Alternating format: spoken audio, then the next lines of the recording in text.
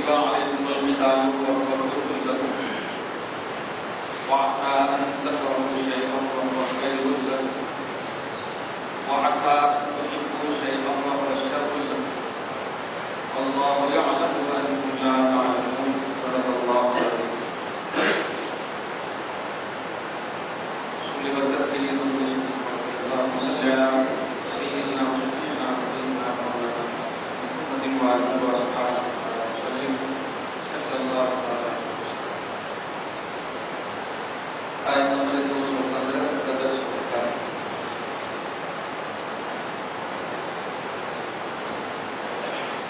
آج کی آیت کریمہ 216 جو عقائد اور معاملات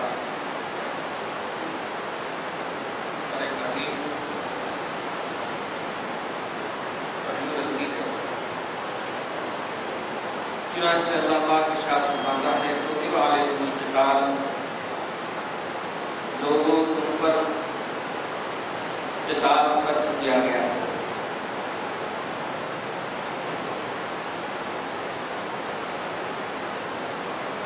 وَهُوَ كُرْهٌ لَكُمْ،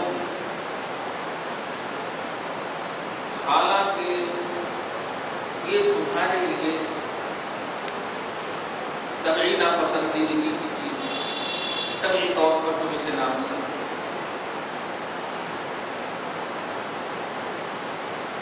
اب جو آپ بات آ رہی ہے سب سے پہلے قتال، جہاد، غزوہ، سریہ، یہ سب جملے جو اسلامی جملے ہیں اور اس کی وضاحت پیچھے بھی کر چکا ہوں. آیت جہاد کو، آیت قتال کو، اس کا یہ مطلب ہرگز نہیں ہوتا ہے کہ اللہ تعالیٰ لڑنے کے لیے بول رہا ہے. اس کا صرف مطلب یہ ہے کہ اسلام کی بلندی کے لیے جو ہو سکے کرو. اس کو دامے دیرمے سخنے، جہاد بالید، ہاتھ سے جہاد، جہاد باللسان، زبان سے جہاد، جہاد بالقلم، قلم سے جہاد. کتاب لکھتے آپ نے تو جہاد ہو یا قتال، جہاں کہیں بھی اللہ پاک مومنوں سے اگر اس کا مطالبہ کیا ہے یہ عصر حاضر کے اعتبار سے اسی کی تفسیر ہوگی. ورنہ حقیقت یہ ہے کہ اب ایسے اسلام کے پھیلانے کے ذرائع ہمارے سامنے آ چکے ہیں کہ جہاد ملیت کا تو پہلو قریب قریب ختم ہی کی منزل میں. جہاد باللسان، جہاد بالقلم، یہ کل بھی مکمل طور پر جاری تھا اور آج بھی جاری ہے، صبح قیامت تک یہ جاری ہے.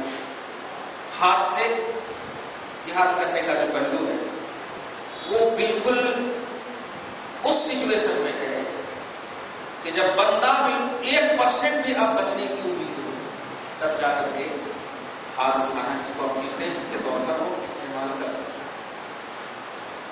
تو اس کو دھیان میں رکھیے گا، قتال ہو، جہاد ہو، نبی کے زمانے میں غزوہ کا پہلو ہو، سریہ کا پہلو ہو، یہ سب میں صرف اسلام کی بلندی کے لیے. اچھا اس کو اور عام کر دو، حق کو اجاگر کرنے کے لیے. اسلام کی بلندی اگر بولیں گے تو ہندو اس کو دوسرا مانا لیتے ہیں، یہ اپنے مذہب کو بلند کرنا چاہتے ہیں. امن والا مذہب جو ہے، حق جو مذہب ہے اس کو بلند کرنے کے لیے. اور یہ 100% سب کو یقین ہے کہ مذہب اسلام سے بہتر امن و شانتی کسی مذہب میں ہے. یہ سب جانتے ہیں. اپنے سے زیادہ تو ان لوگوں نے کہا. چنانچہ یوٹیوب وغیرہ کی دنیا میں دیکھیں خوب ملے. اللہ پاک اب اس آیت کریمہ کو محکم بھی آپ مان سکتے ہیں. مطلب کہ اب اس سے مسئلہ کہ قتال ان پر فرض ہے. تو قتال کا مطلب یہ نہیں کہ اب جا کر کے کوئی جا رہا ہے تو لڑنا شروع کر دیا، نہیں. قتال سے مراد یہ کسی کو محبت سے اچھی بات کہہ دینا، یہ بھی آپ قتال ہے، یہ بھی جہاد ہے. کیونکہ اسلام خوش ہوگا، اسلام بلند ہوگا. تو اسلام کی بلندی کے لیے جو بھی آپ کریں گے وہی جہاد ہے، وہی قتال. لیکن اس کو دوسرے انداز میں کچھ لوگ بیان کرتے ہیں تو اسلام یا تو ایزی میں حکم چلا جاتا ہے یا بالکل ہائی کوالٹی میں آ جاتا ہے. نہیں، اسلام کی افراط و تفریق کے درمیان ہے. نہ اس کے اندر اکڑا پن ہے، نہ اس کے اندر ایک دم لو کوالٹی کا پہلو، بیچ میں اعتدال اس کو کہیے. نہ سختی ہے موسیٰ کے دین کی طرح اور نہ آسانی ہے عیسیٰ کے دین. موسیٰ کے دین کا مذہب یہ تھا کہ اگر کچرا لگ جائے یہاں پہ تو اس کو کاٹے تبھی پاک ہوتا. اور عیسیٰ کے دین کا مذہب یہ شراب کے اتنا ایزی ایک دم بالکل. تو اتنا ایزی بھی نہیں. ہمارے مذہب میں کیا ہے؟ مسئلہ اسلام میں یہ ہے کچرا لگ جائے تو ایسا نہیں کہ اس کو چاہے اس کو دھو دو. ایسا بھی نہیں رکھنے کے لیے کہے گا اللہ تعالیٰ دھو دو. شریعت کہہ رہی ہے دھو دو پاک. اور ہمارے مذہب میں ایسا بھی نہیں ہے کہ بالکل شراب ایک دم مطلق طور پر آپ کے لیے ہر حال میں بالکل حرمت قطعیہ دائمہ ایک دم ہے. نہیں. ایک صورت ایسی ہے کہ اگر آپ کو جان بچانے کے لیے جان کی ہلاکت ہو سوائے شراب کے کچھ نہ ہو اللہ تعالیٰ کہہ رہا اس صورت میں پی سکتے جان بچانے کے لیے. دیکھا یہ خوبصورت ہے ہمارا. تو نہ خوب ایک دم بالکل زور زبردستی کرتا آپ کو نہ خوب ایک دم ایزی دے دیتا ڈیل دے دیتا. ایسا نہیں. تو اسلام کی بلندی کے لیے منہ سے ہاتھ سے تن سے من سے دھن سے جو بھی آپ کام کر رہے ہیں وہی جہاد ہے. یہی جہاد. سورہ حج کی لاسٹ میں پارہ نمبر 17 کی لاسٹ آیت کریمہ آپ دیکھیں گے تو اس میں صاف ہے جاہدوا فی اللہ حق جہاد. اللہ کی راہ میں اس کے حق کے ساتھ جہاد کرو. هو اجتباکم اس لیے کہ اللہ تعالیٰ نے تمہیں سلیکٹ کیا. یہ امت سے فرمایا ملت ابیکم ابراہیم.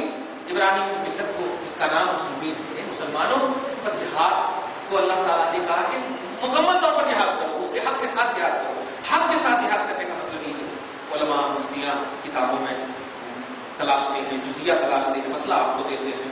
انشورنس کا مسئلہ ہے خون کا مسئلہ ہے اور سود کے کوالٹی کا مسئلہ ہے. یہ ساری چیزیں جو آپ کو دے رہے ہیں کون دے رہے ہیں؟ سراحت قرآن میں ہے. اس میں قرآن کو صاف کہہ دے رہا سود حرام ہے بس.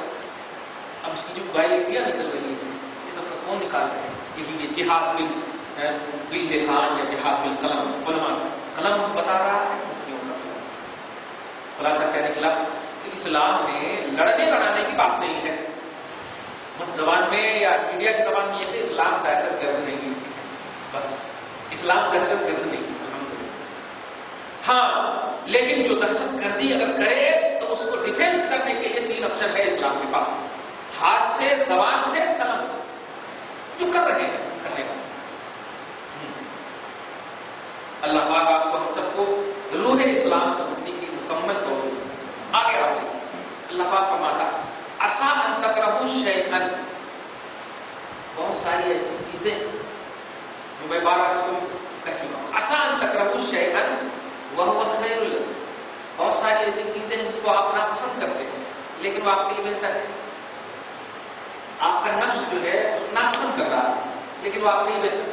اب جیسے کہ چھوٹی سی بات اگر تھوڑا پھنسی ہو جاتا خوب درد کرتا ڈاکٹر بولتا کہ چیرنا پڑتا ہے. چراتا ہوں بھی کرنا. اگر دوائی ہے تو دے دو اپنے خاص طور سے زیادہ کرتی ہے نہیں ہوتا کچھ بھی ہے ذرا سی چپکی اندر ہو جائے چیر نہیں. دیکھیے لیکن اگر 5 منٹ 10 منٹ تھوڑا چیر کر کے 5-10 منٹ اگر وہ سہ لے ہمیشہ کا آرام ملے. دیکھا تو عسیٰ ان تکرہوا شیئا. بہت ساری ایسی چیز جس چیز کو آپ مکروہ جانتے ہو ناپسند کرتے ہو آپ کا نفس جو ہے ناپسند کر رہا. یہ میں دنیا میں مثال دوں. اب اس کو بھی دیکھیے جس سے کچھ لوگ ایسی لوگ آئے کہ مسلمان ہیں کیا ضرورت تھی یہ سب بولنے کی. یہ ایک دم لوگ آئے کا پہلے مطلب آپ کے سر پہ وہ مد بھی دینا تو آپ بہت اچھے کام کر رہے ہیں. اور آپ اگر کہیں کہ نہیں مد حرام ہے یہ نجس ہے ارے کیا ضرورت تھی بولنے کی. یہ کون سا پہلو ہے؟ ویسے اللہ پاک ہے قتال. دیکھیے قتال کو تم پر فرض کیا گیا تم اسے ناپسند کرو گے طبعی طور پر ناپسند کرو گے. لیکن عسیٰ ان تکرہوا شیئا بہت ساری چیزیں ایسی ہیں اللہ پاک نے رکھی ہیں جس کو تمہارا نفس ناپسند کرتا ہے لیکن وہ تمہارے لیے بہتر ہے وہ تمہارے لیے خیر ہے. اور وعسیٰ ان تحبوا شیئا بہت ساری ایسی چیزیں ہیں جس کو تم پسند کرتے ہو لیکن وہ تمہارے لیے شر ہے وہ تمہارے لیے بدتر ہے. اس کی تفسیر میں آج کے حساب سے ہم اپنے نوجوانوں کو یہی توجہ دیتے ہیں اپنے نفس سے شادی مت کرو بعد میں پچھتاؤ. بڑوں کا آشیرواد بڑوں کی دعائیں کیونکہ یہ کوئی نفسانی حقیقت نہیں ہے. یہ دو دلوں کا ملنا صرف نہیں یہ رسول پاک کی سنت اس لیے آسان تو ہی کچھ ہے، ہم اسے بہت پیار کرتے ہیں، پیار کرتے ہو تم پیار کرتے ہو نا، لیکن تم بڑے کو دیکھے، اپنے بڑوں کو دیکھے، اسی کے لیے تم کو کہا تھا کہ بس تم بڑھ جاؤ اور پیار کرو، شادی کرو نہیں۔ اس آیت کریمہ میں آپ اس کی نقطے پہ غور کریں، بہت ساری ایسی چیزیں ہیں جس کو تم پسند کرتے ہو، وہ شر لکم، لیکن وہ تمہارے لیے بدتر ہے، کر لیتے پھر بعد میں آگے پچھتا لیتے، اس وقت بھی مجبور رکھے، وہ شر لکم، وہ تمہارے لیے شر ہے، لیکن اللہ پاک مزید فرما رہا ہے واللہ یعلم وانتم لا تعلمون، اور اللہ ہی جانتا ہے تم نہیں جانتے ہیں۔ اس آیت کریمہ کے حوالے سے حضرت امام حسین کی عظمت و جلالت علمی کو اگر یہاں پر ایک نقطے کے طور پر جو موقع ہے، اور آئندہ اتوار کو تو کافی ظاہری طور پر ہو جائے گا، لیکن امام حسین تو اسلام ہے، دین ہے، مذہب ہے، اس لیے اگر ان کے حوالے سے ایک نقطہ یہاں پر بول تم بازار ہے، حضرت عبداللہ ابن عمر اور دیگر جتنے بھی صحابہ تھے ان کے زمانے میں، جب وہ کربلا جانے والے تھے، تو نوٹ کیجئے گا ان کی عظمت اور حیدر کرار کا ڈائریکٹلی علم جو ملا ہے حسین کو، ان کو آپ محسوس کیجیے، مدینۃ العلم اور باب العلم اور اس کے بیچ کی جو کڑی ہے وہ حسین، نوٹ کیجیے گا۔ حضرت حسین سے کہا آپ کیوں جا رہے ہیں، ہم لوگ ہیں نا یہاں پہ، چھوڑو آپ کی اس میں اعتبار کرتی کہیں کوئی کریں، آپ کے زبان میں بول رہا ہوں، لیکن چونکہ صحابہ ہے اس لیے ایسا جملہ نہیں بولنا کہ بے ادبی کا پہلو میں زبان ہے نہیں۔ تو جتنے بھی حضرت امام حسین کے آزو بازو میں تھے صحابہ، اس وقت خاص طور سے عباس عبداللہ بن محمد وغیرہ، ان لوگوں نے روکا اور کہا حسین مت جاؤ۔ ایک تو عقیدت بھی تھی اور ایک یہ حقیقت بھی یہ تھی کہ کہیں بھی جا رہے ہو، اگر جا رہے ہو تو اکیلے جاؤ، نہیں پورے کنبے کو لے کے جا رہے ہو، ایسا مت کرو۔ حقیقت بھی تھی، عقیدت بھی تھی، حقیقت بھی تھی، لیکن اب سنیے عسیٰ ان تحبوا شیئا وہو شر لکم، بہت ساری ایسی چیزیں ہیں، اب سنیے حسین کی زبان میں کہ اے میرے ساتھیوں، اے مجھے روکنے والوں، تم جسے اچھا سمجھ رہے ہو، کل دنیا کو دیکھو گے، جب یاد کرے گی مجھے تو تم واقعی سمجھو گے کہ ارے میں اسے جو سمجھ رہا تھا اچھا، وہ اچھا نہیں تھا، وہ اچھا نہیں تھا، آسان تو نہیں پوچھے گا۔ یہ اس لیے بول رہا ہوں کہ اس میں محبت کا پہلو ہے، ایک بڑا عظیم نقطہ ہے۔ عسیٰ ان تحبوا، اے عبداللہ وغیرہ، تم اسے اچھا سمجھ رہے ہو کہ میں رک جاؤں تو اچھا ہے، ارے دین ڈوب جائے گا، کل نانا پوچھیں گے اور تیرے نبی پوچھیں گے تو کیا جواب دیں گے، کیا جواب دیں گے؟ تم جسے اچھا سمجھ رہے ہو، نہیں، مجھے تو فیضان نبوت اور فیضان ولایت دونوں کا بحر اور دونوں کا سمندر بنایا گیا ہے، اس لیے میری نگاہ سے دیکھو تو تم خود کہو گے بہت ساری ایسی چیزیں ہیں جسے تم اچھا سمجھتے ہو لیکن وہ اچھا نہیں ہے، تم خود کرو۔ علمی نقطہ ہے، یہاں فضیلت کا پہلو نہیں دے رہا ہوں میں، علمی نقطہ ہے، علمی نقطہ ہے کہ جو حسین سمجھ رہے تھے وہ سامنے والے نہیں سمجھ رہے، بس خلاصہ یہ ہے۔ اس کا یہ مطلب نہیں ہے کہ سامنے والے کو علم نہیں تھا، یہ مطلب نہیں ہے۔ حسین کو وہ معرفت کا جو علم تھا، وہ نبوت کا جو فیضان تھا اور ولایت کا جو فیضان تھا، وہ فیضان سے حضرت امام حسین اپنے قدم کو بڑھا رہے تھے، اور وہ لوگ جو کہہ رہے تھے وہ ظاہر سچویشن کو دیکھ کر کہ بچوں کو عورت کو لے جانے سے کیا فائدہ ہوتا، اور پھر وہ ایسا کہ ایک دم بالکل معلوم ہو کہ وہ سننے کے موڈ ہی بھی نہ ہو، تو پھر ایسے جانے کی ضرورت کیا ہے، سمجھ رہے نا؟ معاشرے میں، سوسائٹی میں اگر گھر کے لیلے آپ کو معلوم ہو تو پھر آپ جائیں گے فیصلہ کرنے کے لیے، وہ تو سنتی ہی نہیں یار، ان کے مسئلے پڑھنا ہی نہیں۔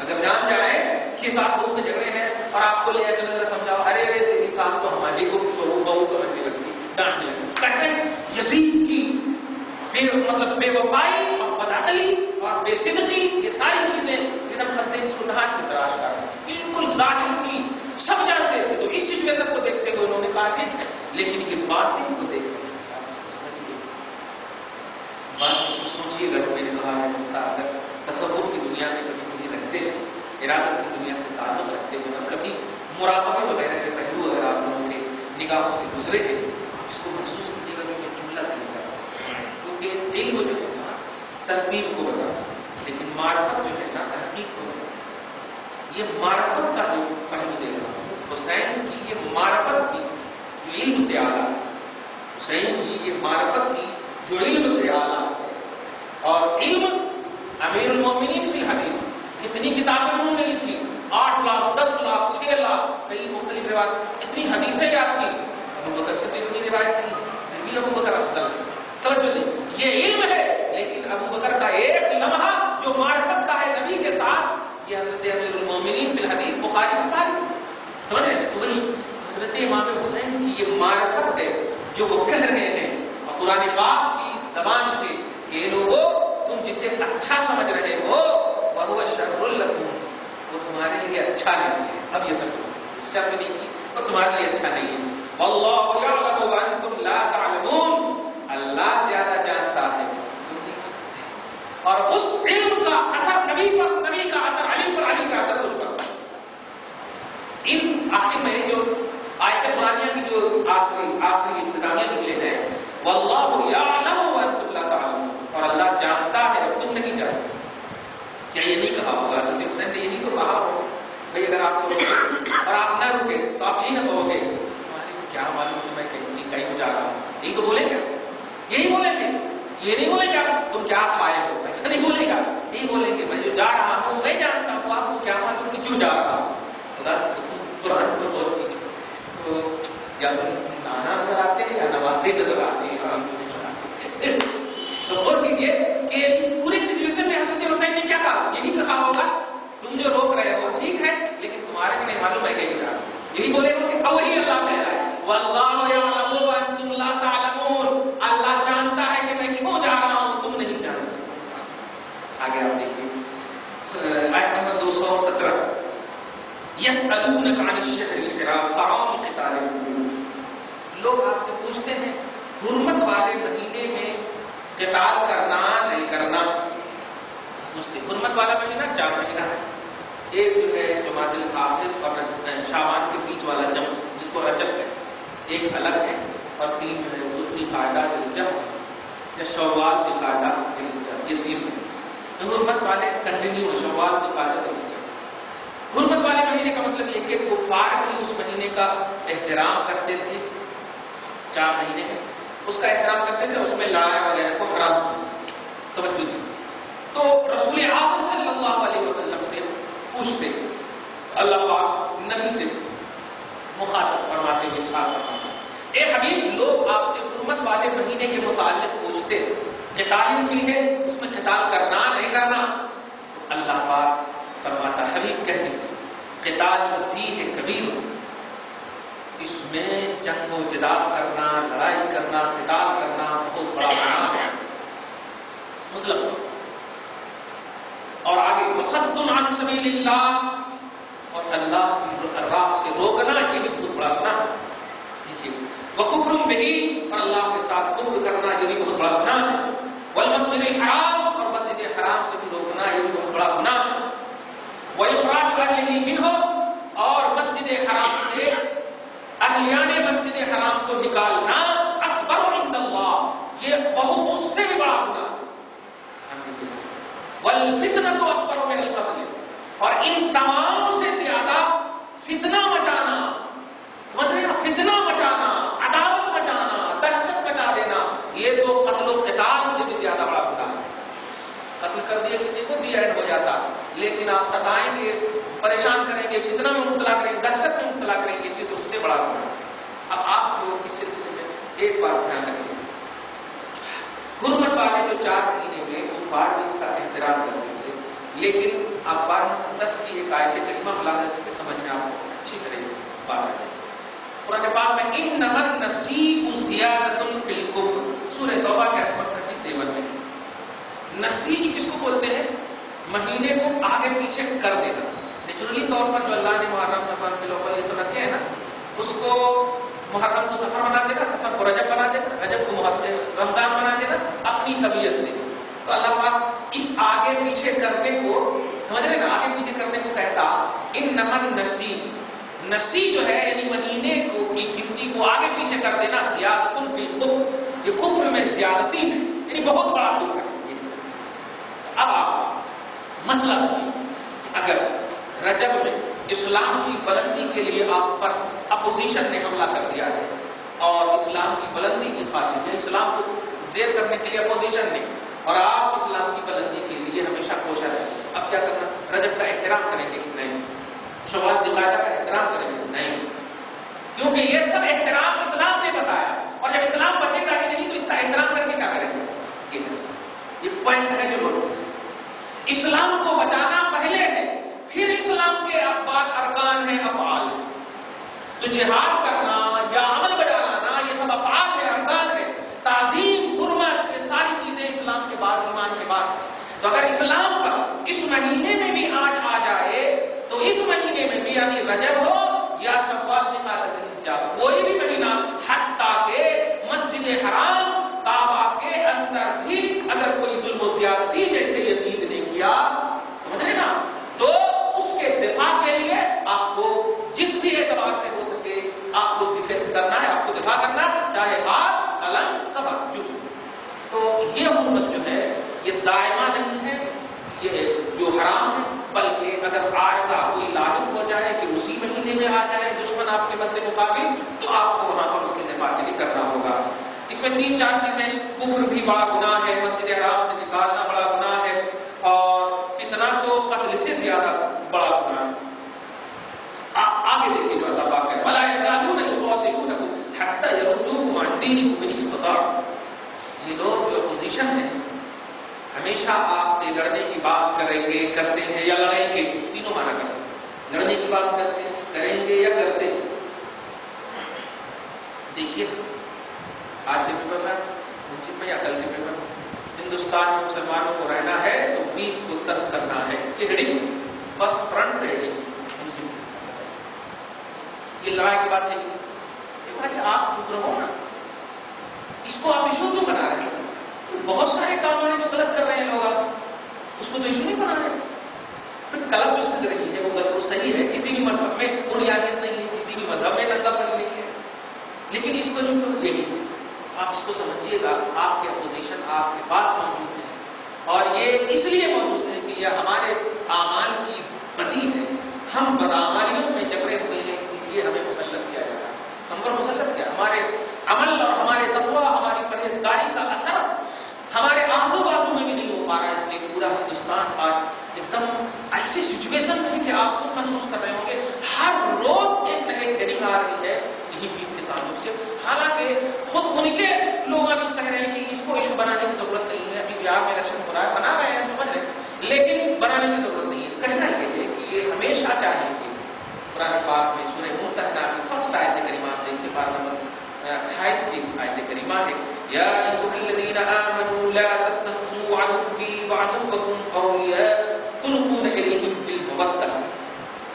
اے ایمان والو، لا تتخذوا، سورہ ممتحنہ، میرے دشمن کو اور اپنے دشمن کو دوست مت بنانا، دوست مت سمجھنا. ہوتا کیا ہے؟ آپ کی انسانیت، آپ کا تواضع جو نبی پاک سے آپ کو ملا وہ اتنا مطلب بھرا ہوا ہے آپ کے اندر، کیا کرتے ہیں؟ اخلاق پر بحث نہیں ہو رہی، بیف پر بحث ہو رہی. سمجھے؟ استغفر اللہ، تکلیف ہوتی اس لیے بول رہے ہو کہ ان کو آپ یہ دشمن ہے، دشمن سمجھیے.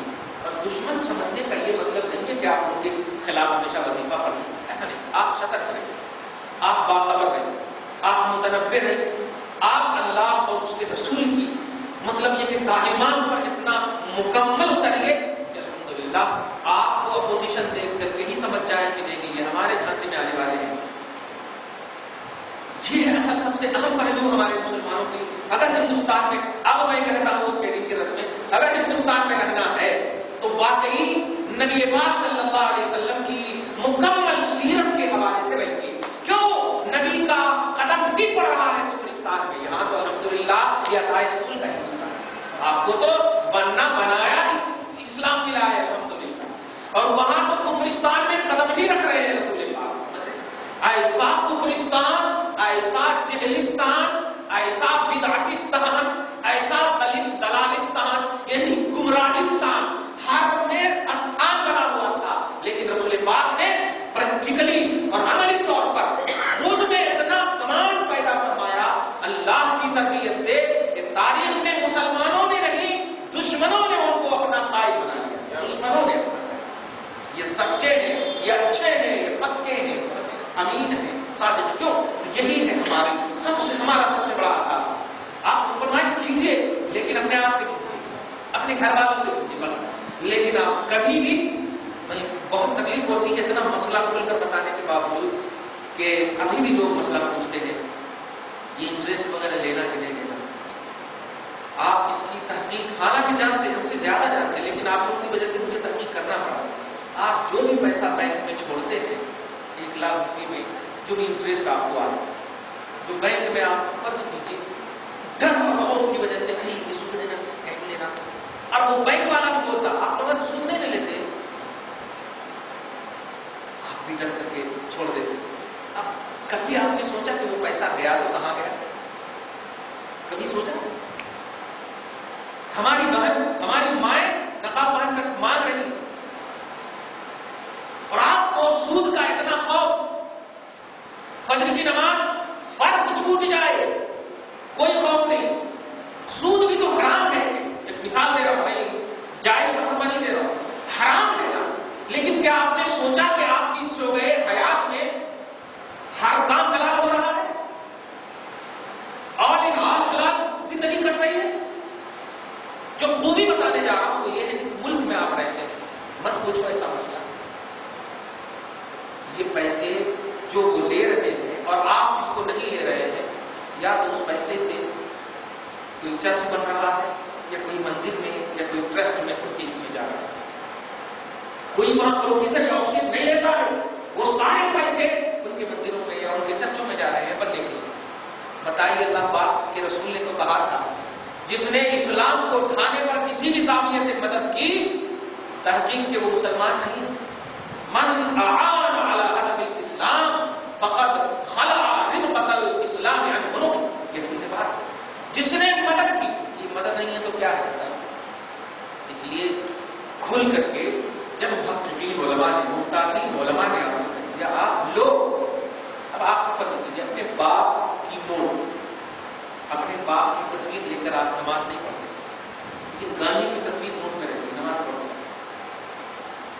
تصویر ہے کہ نہیں بتائیے؟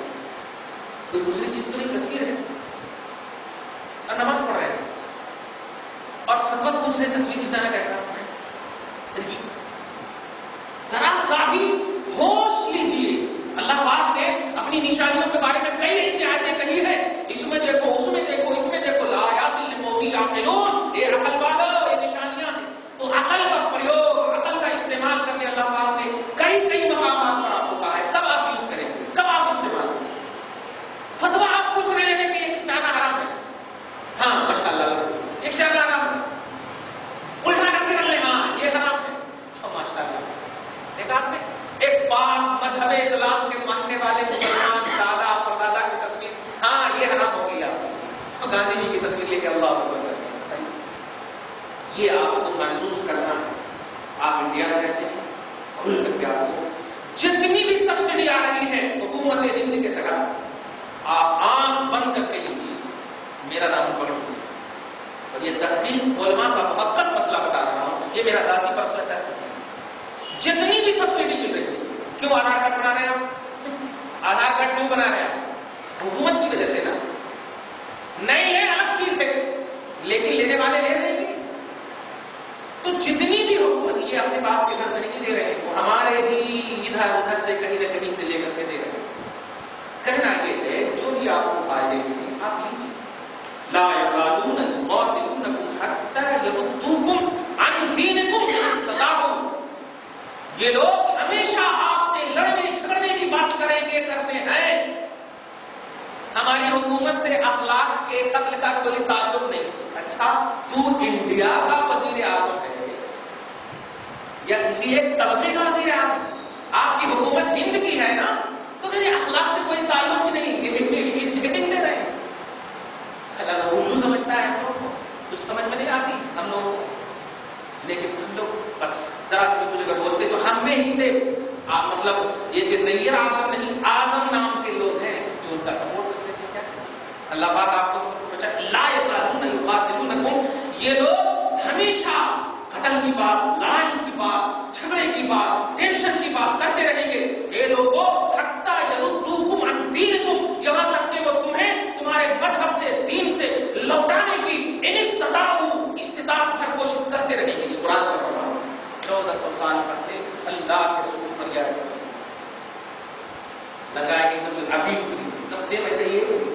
یہ لوگ ہمیشہ کوشش کرتے رہیں گے یہاں تک کہ آپ مذہب چھوڑ دیں. یہی تو کہہ رہے ہیں نا گھر واپسی کا مسئلہ کیا ہے؟ مذہب چھوڑ دیں. اے آر رحمان کے بارے میں پڑھ دیں گا. ہاں ہم ویلکم کرنے کو تیار ہیں. ویلکم کرنے کو تیار ہے. گھر واپسی یہی سب تو مسئلہ. تو یہ ہمیشہ چاہتے رہیں گے ایک استطاعت کے مطابق طاقت بھر جتنی ان کو قوت ہے کیپیسٹی ہے آپ کے مذہب کو آپ کو کے مذہب سے دور کرنے کی کوشش کرتے رہیں گے. لیکن سنو اب وارننگ اللہ پاک دے رہا ہے. اتنا پورا کہنے کے بعد بھی اگر نہیں مانیں گے تو اللہ پاک فرمایا وَمَن يَرْتَدِدْ مِنكُمْ عَنْ دِينِهِ. تو جو لوگ تم میں سے پھر جائے گا مرتد ہو جائے گا عن دینہ اپنے دین سے. جو لوگ مرتد ہو جائے گا عن دینہ اپنے دین سے فیمت اور اسی مرتد کی حالت میں مر جائے گا. فیمت ماذا یموت مت مر جانا. فیمت اور مر جائے گا وہ کافر اور اس حال میں کہ وہ کافر ہی ہوگا توبہ نہیں کیا ہوگا ارتداد سے مرتد ہونے سے توبہ نہیں کیا ہوگا. تو سنو فَأُولَٰئِكَ حَبِطَتْ أَعْمَالُهُمْ فِي الدُّنْيَا وَالْآخِرَةِ. تو 99 سال بھی ایمان کی حالت میں اگر آپ نے 18 حج کر لیے 70 حج کر لیے ہو جتنے بھی چاہے آپ حج کر لیے ہو نیک عمل کر لیے ہو اللہ پاک فرما رہا ہے اعمالهم فی الدنیا والآخرہ. دنیا اور آخرت دونوں میں ہم ان کے اعمال کو حبط کر لیں گے. آپ تو بولے تو اکارت کر دیں گے برباد ضائع ہو جائے گا آپ کا عمل اڑا دے گا آپ کو فارمیٹ کر دے گا ڈیلیٹ کر دے گا. جو لوگ دین سے پھر جائیں گے مذہب سے پھر جائیں گے یا ارتداد کے یہ ہو جائیں گے کفر کے دلدل میں پھنس جائیں گے اسی پہ مر جائیں گے توبہ نہیں کریں گے رجوع نہیں کریں گے تو اللہ پاک ان کے سارے اعمال کو برباد کر دے گا. اور آگے فرمانا اولئک اصحاب النار اور یہی لوگ جہنمی ہوں گے ہم فیہا خالدون اور اس میں وہ ہمیشہ ہمیشہ رہیں گے. اس لمبی آیت کریمہ سے ایک بات ہم کو سمجھ میں آ گیا کہ ہم اپنی عظمت رفتہ نیا لفظ آتا عظمت رفتہ کی بازیابی یعنی آپ کی کھوئی ہوئی جو پوزیشن ہے وہ پوزیشن کیا ہے. آپ صرف کہو مت کہ ہم غلام رسول ہیں یا عاشق مصطفیٰ بلکہ آپ اپنی اداؤں سے یہ ثابت کر دو کہ واقعی ہم ہیں نبی کے لوگ اپنی اداؤں سے. اب آپ صحابہ کرام کی عظیم زندگی کا جب خلاصہ کیجیے گا تو ایک دم صاف آپ کو یہ ملے گا. فاستبقوا الخیرات کئی ایسی آیت کریمہ ہیں لیکن ہم آیت کے ذریعے سے تو یہ ہوگا ہم پریکٹیکل آپ کو پیش کرتے ہیں. کبھی بھی اپنے ٹارگٹ سے وہ پھرے نہیں. کبھی بھی اپنے ٹارگٹ سے ان کا ٹارگٹ کیا تھا؟ ان کا ٹارگٹ یہ تھا کہ رسول خوش کس سے ہو. ان کا ٹارگٹ اور یہ ٹارگٹ کیوں تھا؟ اس لیے کہ وہ جانتے تھے کہ رسول کی خوشی ہی میں اللہ خوش ہے. اللہ کی خوشی اور یہ سیکھا تھا انہوں نے مکہ ہی میں رہ کر. جب نبی پاک معراج کو تشریف لے گئے تو سید الملائکہ نے پوچھا سید الملائکہ سے رسول نے پوچھا ہے کوئی خواہش تمہاری جو میں رب کو کہہ دوں جو پیش کر دوں. تو اس وقت حضرت جبرائیل نے نہیں کہا تھا کہ سید الملائکہ ہوں تو اسی پوسٹ پر قائم رہوں کہہ دینا اللہ کو. ایسا نہیں کہا تھا. یہ پوسٹنگ نہیں اللہ تعالیٰ کی طرف سے دائمی عطا نہیں کہا. کہا کیا یا رسول اللہ آپ نے ہی کہا ہے میں جانتا ہوں اچھی طرح کہ آپ اپنی امت کی بڑی فکر کرتے ہیں. آپ اپنی امت کی دیکھیے خوشنودی مصطفیٰ اپنی امت کی فکر کرتے ہیں. کرتا ہوں تم سے پوچھ رہے ہیں ہاں یا رسول اللہ جا کر کہہ دیجیے ان منکم الا واردھا وہ پل صراط جس پر ہر شخص کو گزرنا ہے نا. آپ کے ایک ایک امتی گزرے گی نا. اللہ پاک نے مجھے بہت بازو ادا کیے اور میرے بازو کی وسعت بھی زبردست ہے. تو آپ جا کے اتنا ریکویسٹ کر دیجیے کہ جب آپ کی امت صراط سے گزرے تو میں اپنا بازو بچھا دوں تاکہ گرے نہیں تو میرے بازو کو. رسول پاک جاتے رہے تھے معراج میں لیکن وہاں پر بھی اشکبار ہو گئی. یہ اشکباری یہ رضائے مصطفیٰ کی کامل دلیل کامل دلیل. تو نبی اگر امتی کی دعا اور خواہش سے اشکبار ہو جائے دل سے تو سمجھ جاؤ کہ وہ خوش ہو گئے. کہا جاؤ کہ خواہش پوری ہو گئی. اس سے پہلے کہ خواہش پوری ہوئی ہے لیکن آپ سوچئے سید الملائکہ نے ایک کیا ذہن دیا. پاک معصوم فرشتے نے ایک آپ کو کیا ذہن تو ناپاکی کی نجاست نجایت کیا کیا چیزوں سے ہم لوگ منسلک ہوتے ہیں، مگر ایسے عالم میں بھی اگر تھوڑا سا ہم کو موقع بھی ملتا ہے، تھوڑا موقع ملتا 50 سال میں 25 سال تک کا موقع ملتا تو اس میں بھی ہم لوگ کے گزارے ایک لمحہ بھی۔ جبرائیل نے تو بھی کلیئر ہی کر دیا تھا کہ قطعت مشارق الارض و مغاربہا، میں نے پوری ہوئے زمین کو چھان ڈالا ہے یا رسول اللہ، لیکن ہم آپ کی طرح پائے ہی نہیں، آپ کی طرح پائے ہی نہیں۔ اس کا یہ مطلب نہیں تھا کہ نبی کو مطلب یہ کہ نبی کی پرسنل تعریف کرنا چاہ رہے، وہ نبی کی بارگاہ میں مقبول ہونا چاہتے تھے، بس محبوب ہونا چاہتے تھے، ورنہ ان کو زمین کو گھومنے کے لیے نہیں پیدا کیا ہے جو وہ کہہ رہے ہیں کہ میں پوری زمین گھوم چکا ہوں، گھومنے کے لیے پیدا نہیں کیا۔ میری اتنی طاقت ہے، میری بساط یہ ہے کہ میں ساری وہ زمین کو دیکھ سکتا ہوں اور جانتا ہوں، پہچانتا ہوں۔ میں آپ کو یہ جملہ اس لیے کہہ رہا ہوں کہ آپ خوش ہو جائیں، نبی کی خوشی ہر حال میں رضا مصطفیٰ، یہ ٹارگٹ تھا، ایک ٹارگٹ تھا سب، تو یہ کبھی بھی ہٹے نہیں، خدا کبھی بھی نہیں ہٹے، یہاں تک کہ جب نبی پاک تشریف لے گئے اور صحابہ کرام کا دور 110 سال تک 110 ہجری تک رہا۔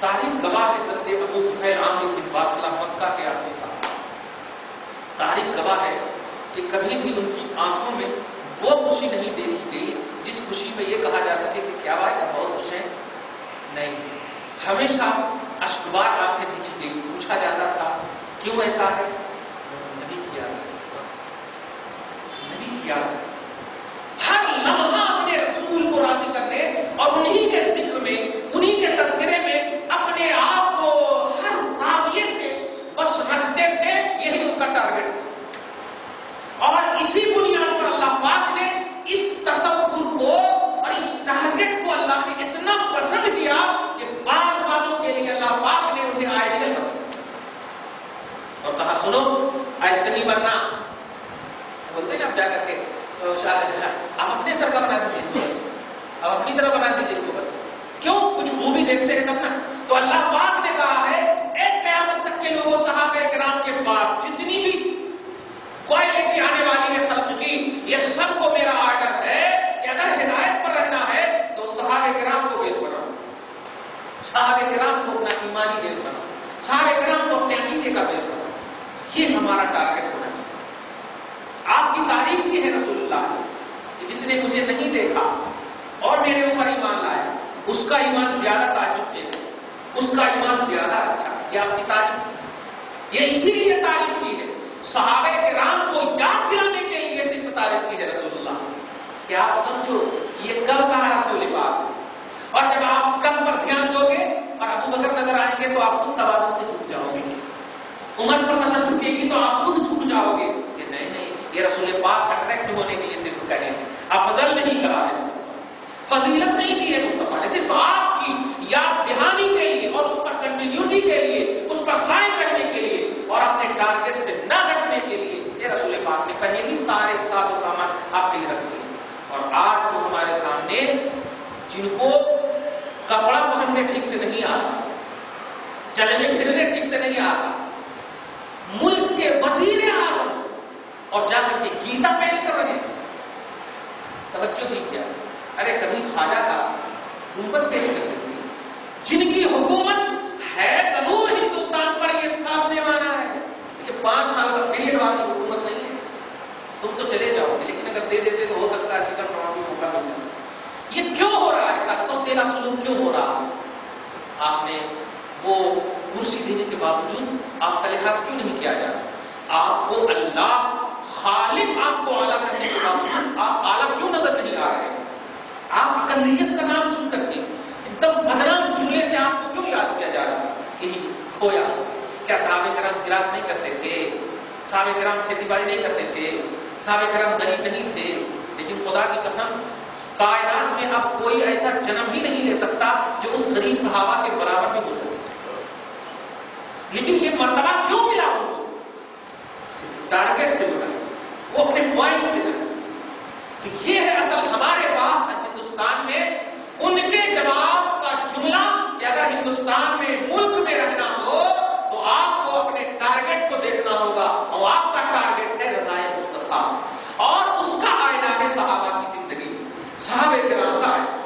ماننے میں اگر آپ زندگی کاٹیں گے تو اولئک اصحاب النار، وہ جہنمی ہے، ہم فیہا خالدون، وہ اس میں رہیں گے.